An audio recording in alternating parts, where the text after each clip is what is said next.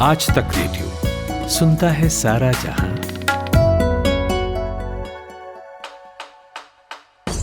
नायक और खलनायक, विद्वान और महारथी, कला के ऐसे सितारे जो अब भी आसमान में चमकते हैं, और ऐसी हस्तियां जो इतिहास में अमर है। उजले व्यक्तित्व के धनी भी और स्याह पहलुओं के लोग भी। ये वो लोग जो मशहूर हैं। ये है नामी गिरामी।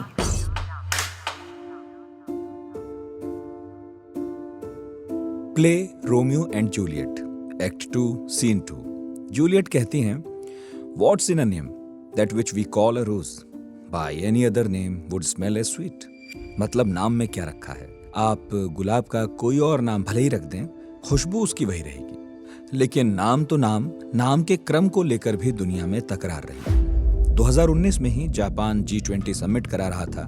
डिफेंस और फॉरेन मिनिस्टर थे तब कोनो तारो। उन्होंने मीडिया से कहा कि अंग्रेजी में आप जापानी लोगों के नाम लिखें तो पहले उनके फैमिली नेम को लिखें, बाद में उनका अपना नाम। मतलब ये कि जो हमारे प्रधानमंत्री को आप शिंजो आबे कहते हैं, उनको आबे शिंजो कहिए। उनका कहना था कि आप शी जिनपिंग, मून जे इन यानी चीन और दक्षिण कोरिया के जो बड़े नेता हैं, उनका नाम तो ठीक लिखते हैं और पुकारते हैं, लेकिन जब आबे शिंजो लिखने की बारी आती है, आप आलस्य से घिर जाते हैं। और इस तरह आप जापानी रीति रिवाज और संस्कृति को नजरअंदाज करते हैं। बहरहाल, नाम के क्रम को लेकर हुए छिटपुट विवादों के बावजूद वर्ल्ड वॉर 2 के बाद जापान को सबसे ज्यादा समय तक रूल करने वाले प्रधानमंत्री शिंजो आबे ही पुकारे जाते रहे। तो नमस्कार, मैं हूं नितिन ठाकुर और आज नामी गिरामी में कहानी सुनाएंगे उन शिंजो आबे की जिन्होंने जापान के प्रधानमंत्री रहते अपनी ऐसी इमेज बनाई कि दुनिया उन्हें स्टेट्समैन के रूप में याद करती है। सामान्य भारतीयों के लिए शिंजो को याद करने की कई वजहें हैं, चाहे वो बुलेट ट्रेन हो या फिर काशी को क्योटो बनाने का ख्वाब या फिर बनारस की गंगा आरती और साबरमती आश्रम में उनकी मौजूदगी। लेकिन जानकार कहते हैं सबसे बड़ी वजह है वो लामबंदी जो उन्होंने बकौल जॉर्ज फर्नांडीज, देश के नंबर 1 दुश्मन चीन के सामने खड़ी की। इंडिया टुडे टीवी में foreign affairs editor Geeta Mohan बताती हैं। क्वाड के जो फाउंडिंग मेंबर है या जिन्होंने क्वाड के आइडिया को जन्म दिया, वो शिंजो आबे थे।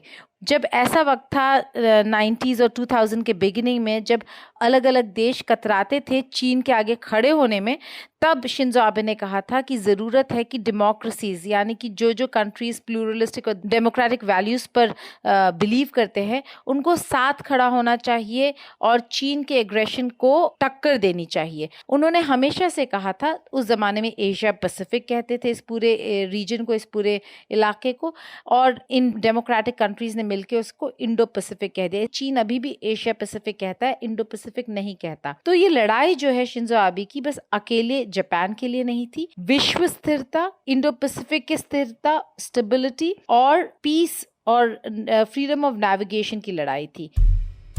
इस लड़ाई को लड़ने वाले शिंजो एक मजबूत राजनीतिक पैठ रखने वाले परिवार से आते थे।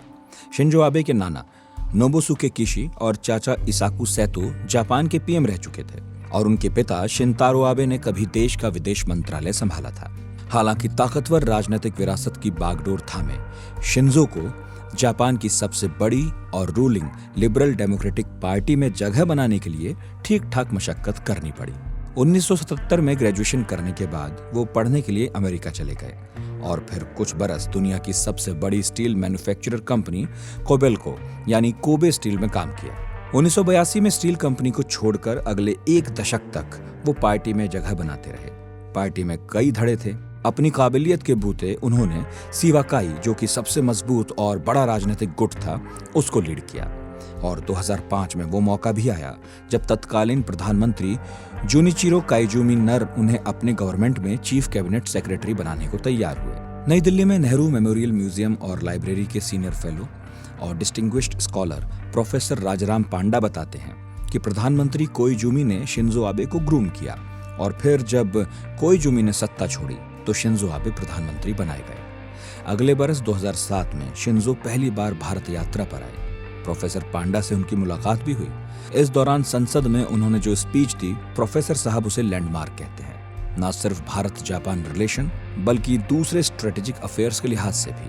2007 में अगस्त में इंडिया का पहले बार उनको विजिट किए थे एज प्राइम मिनिस्टर, और उस टाइम में इंडिया इंटरनेशनल सेंटर में वो गए थे, एक मीटिंग हुआ था मेंबर्स के लिए। तो वहाँ डाइनिंग हॉल में सारे मेंबर्स को बुलाए थे और ये जितनी भी टेबल वेबल है वो सारा हटा दिए थे। तो उस टाइम में मैं भी एज ए मेंबर, मैं भी उनके साथ 1-2 मिनट के लिए बात भी किया था मैंने। तो उनका जो पर्सनालिटी है, very charismatic personality, Narendra Modi जैसा उनका भी एक पब्लिक अपील है, उसमें करिश्मा जो है वो जापानीज पीपल उनको काफी पसंद करते हैं, with respect and also affection. उसी टाइम पे 2007 अगस्त में इंडियन पार्लियामेंट में एक एड्रेस दिए थे, दैट इज उसका टाइटल था confluence of the two seas. उसका जो इम्पोर्टेंस है अभी तक और सब्सिक्वेंटली उसी के बाद, उस 2007 के बाद जो एसेंस ऑफ दैट स्पीच का मैनिफेस्ट किया गया है in the policies of Japan and India together, confluence of the two seas. उसमें how the Indian ocean and the pacific में उसमें क्या संबंध है, क्या उसका स्ट्रैटेजी, इकोनॉमिक, कल्चरल सिग्निफिकेंस है, उसी के हिसाब से जितनी भी पॉलिसीज इवॉल्व हुआ है based on that. So that is broadly I would say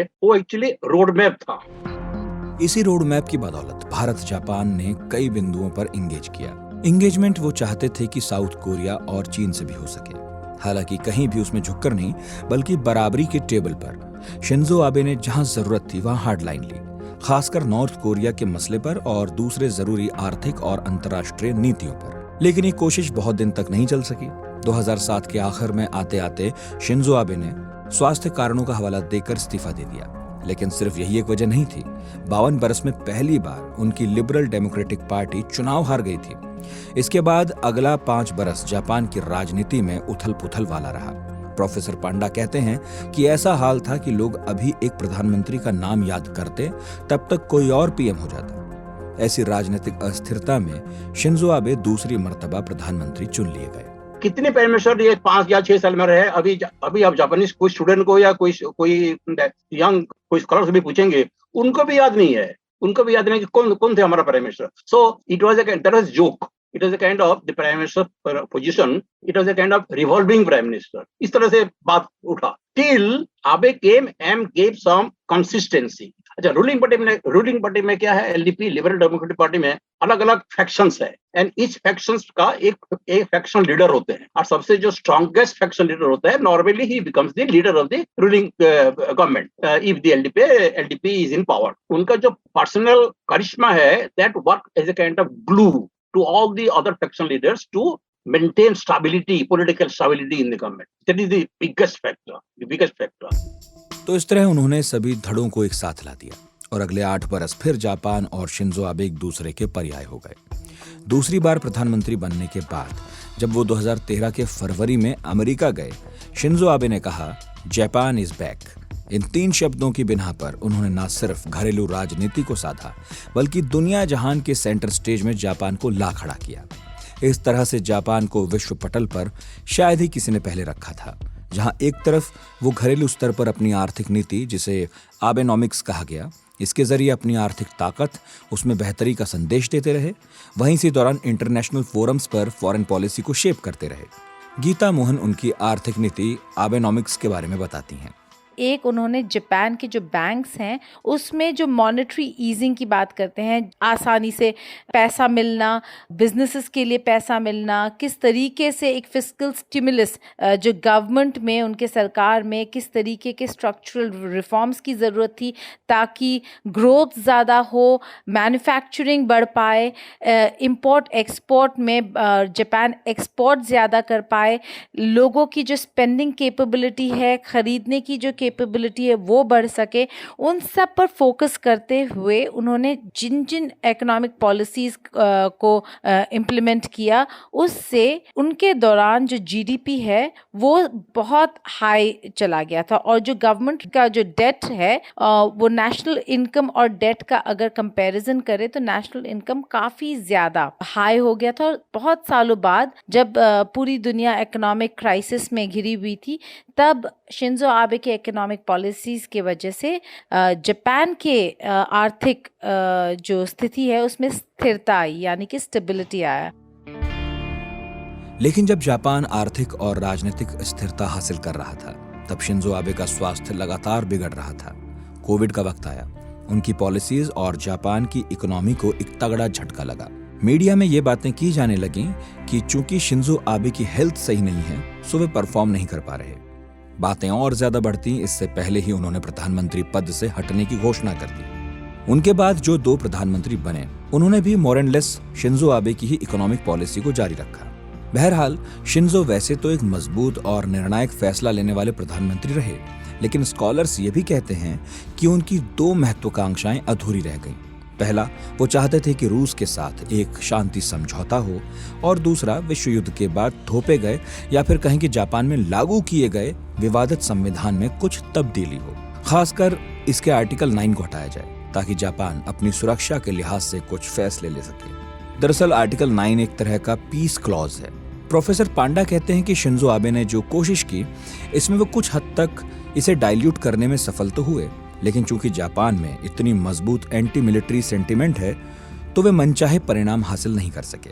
Shinzo Abe is known to be a nationalist. Japan का नेशनलिटी, the individual identity को कैसे assert कर रहे हैं, not to be subservient to another country, ये उनका position शुरू से रहा है। तो आबे what he wanted to do, ये आर्टिकल 9 को कैसे हटा जाए। एक ताजुब के बाद आपको लगेगा हमारा इंडिया में हमारा कॉन्स्टिट्यूशन कितनी बार अमेंड हुआ है। जापान का जो कॉन्स्टिट्यूशन है ये 2 या 3 पेज का है, और एक ही बार भी कोई भी आर्टिकल अमेंड अभी तक नहीं हुआ है। अच्छा, अमेंडमेंट प्रोसेस ऑल्सो इतना सिंपल नहीं है। तो पूरा देश में anti militarism, anti nuclear sentiment इतना स्ट्रांग है कि जापान का डिफीट के बाद ये दैट पीस लविंग कल्चर इतना इंटेंसली डीप रूटेड हो गया है, पब्लिक उसको एंडोर्स करने का मेरे को लगता नहीं है। तो एफर्ट्स अभी कोई सब एक्चुअली कोशिश किए, लेकिन हो नहीं पाया। लेकिन टू सम एक्सटेंट ये डाइल्यूट करने के लिए कोशिश की है। He tried to reinterpret the article, the peace clause, by passing a motion in their parliament. तो उसी में क्या है, in some given situation, Japan can use force outside of Japan, even if suppose its own interest is not under threat, but its friendly nations are under threat, उसमें भी limited force use कर सकता है, if the Japanese persons also are involved in that. तो इस तरह ये बहुत ही विवादास्पद विषय बना रहा।